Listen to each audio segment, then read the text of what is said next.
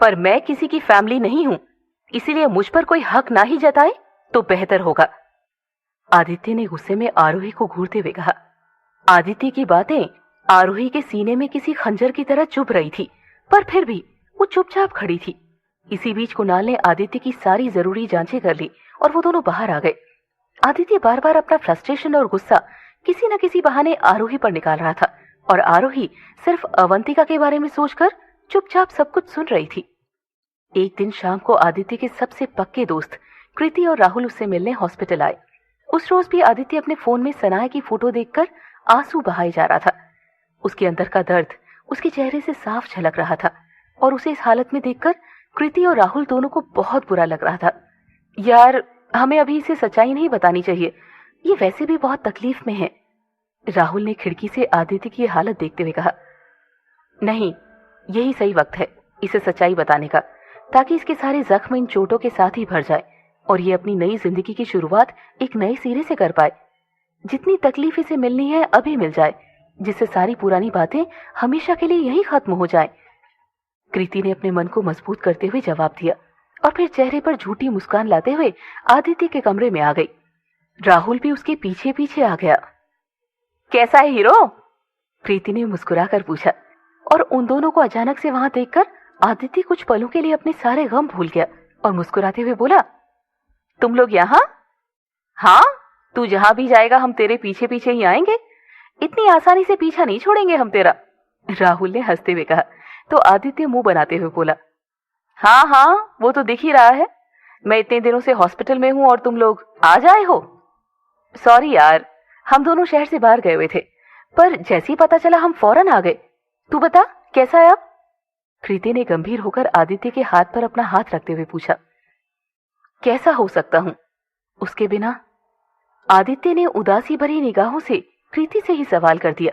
आदित्य को फिर से उदास देखकर राहुल और कृति दोनों बहुत दुखी हो गए, लेकिन फिर भी कृति अपनी पूरी हिम्मत जुटाते हुए बोली, आदि, मुझे कुछ पता चला है, ये सुनकर तुझे बहुत दुख होगा, पर तेरा ये जानना बहुत जरूरी है। राहुल कृति को सर हिलाकर बताने से मना करने लगा, पर कृति नहीं मानी और अपनी बात आगे बढ़ाते हुए बोली, सनाया ने उस बिजनेसमैन से शादी कर ली है। इंटरनेट पर उन दोनों की शादी की पिक्चर्स वायरल हो रही है। ये कहते हुए कृति ने आदित्य को सनाया की शादी की तस्वीरें दिखा दी, जिन्हें देखकर आदित्य के पैरों तले जमीन खिसक गई।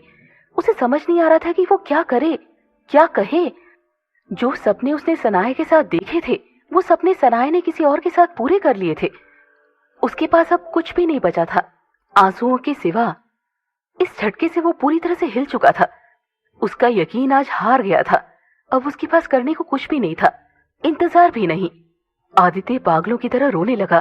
कृति और राहुल ने उसे समझाने की बहुत कोशिश की, पर उस पल शायद उसे कोई भी संभाल नहीं सकता था। उसकी हालत बिगड़ते देख राहुल ने भागकर आरोही को बुलाया। आदित्य की हालत का सुनते हुए आरोही भागते हुए उसके पास आई। उसने जल्दी से उसे कुछ इंजेक्शन दिए, जिसमें थोड़ी देर में आदित्य को नींद आ गई। ये ठीक हो जाएगा ना डॉक्टर? राहुल ने घबराते हुए आरोही से पूछा, तो आरोही बेबस होकर आदित्य की तरफ देखते हुए बोली, इसे किसी चीज से बहुत गहरा झटका लगा है। आई एम रियली सॉरी, ये सब मेरी वजह से हुआ है, कृति ने रोते हुए कहा। तब तक पीछे से कुणाल भी वहां आ गया था और मुस्कुराते हुए बोला, जो भी होता है वो किसी की मर्जी या वजह से नहीं, ऊपर वाले की मर्जी से होता है। ये सुनकर कृति ने पलटकर देखा तो कुछ देर के लिए वो कुणाल की आंखों में देखती रह गई। कुणाल भी पहली नजर में कृति पर अपना दिल हार गया था, इसीलिए वो बिना पल के झपकाए कृति को देखता ही रह गया। कुछ पलों के बाद कुणाल ने अपनी जेब से रुमाल निकालकर कृति की तरफ बढ़ाया, तो कृति ने उससे रुमाल लेकर अपने आंसू पोंछ लिए। वैसे हुआ क्या है? कुणाल ने पूछा तो आरोही पूछी हुई आवाज में बोली, आदित्य को फिर से किसी चीज से गहरा सदमा लगा है। उसका बीपी फिर से बहुत हाई हो गया है। फिलहाल मैंने उसे नींद का इंजेक्शन दे दिया है, पर पता नहीं उठने के बाद वो कैसे रिएक्ट करेगा। पर अचानक कैसे? वो तो टाइम पर मेडिसिन भी लेने लगा था, कुणाल ने हैरानी से पूछा। तो कृति और राहुल ने उन दोनों को सारी बात बता दी, जिसे सुनकर आरोही की आंखों में भी आंसू आ गए। जैसा बर्ताव तुमने मेरे साथ किया है आदित्य, उस हिसाब से तो मुझे तुमसे नफरत करनी चाहिए, पर पता नहीं क्यों मैं तुमसे नफरत नहीं कर पा रही हूं। मुझे बुरा लग रहा है तुम्हारे लिए। आखिर कब ये जिंदगी तुम्हारे इम्तिहान लेना बंद करेगी? पता नहीं तुम कभी संभल पाओगे भी या नहीं। Please God help him. उसे हिम्मत दीजिए इस दौर से बाहर आने के लिए। आरोही अभी ये सब सोचते हुए अपने आंसू पोंछ ही रही थी कि तभी कुणाल उदास होकर बोल पड़ा, बहुत बुरा हो रहा है बेचारे के साथ। और उसकी गलती भी सिर्फ इतनी है कि उसने प्यार किया है।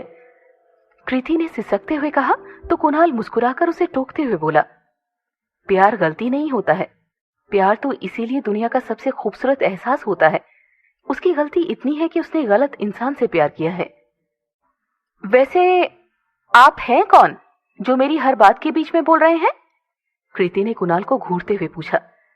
मैं तो बस ऐसे ही यहाँ आ जाता हूँ कभी कभी लोगों की बातों के बीच में बोलने, कुणाल ने हंसते हुए कहा।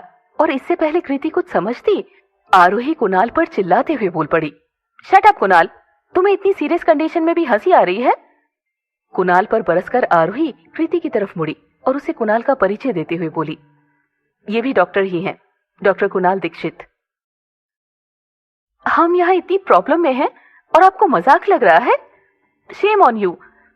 कृति बिफरते हुए बोली तो कुणाल सतपकाते हुए बोला, मैं तो बस टेंशन कम करने की कोशिश कर रहा था, क्योंकि टेंशन लेने से वो ठीक तो नहीं होगा ना।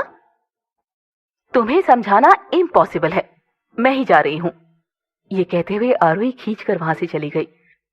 राहुल को भी कुछ जरूरी काम से जाना पड़ गया। कृति उदास होकर वहीं बेंच पर बैठ गई और आदित्य की हालत को याद करके फिर से रोने लगी।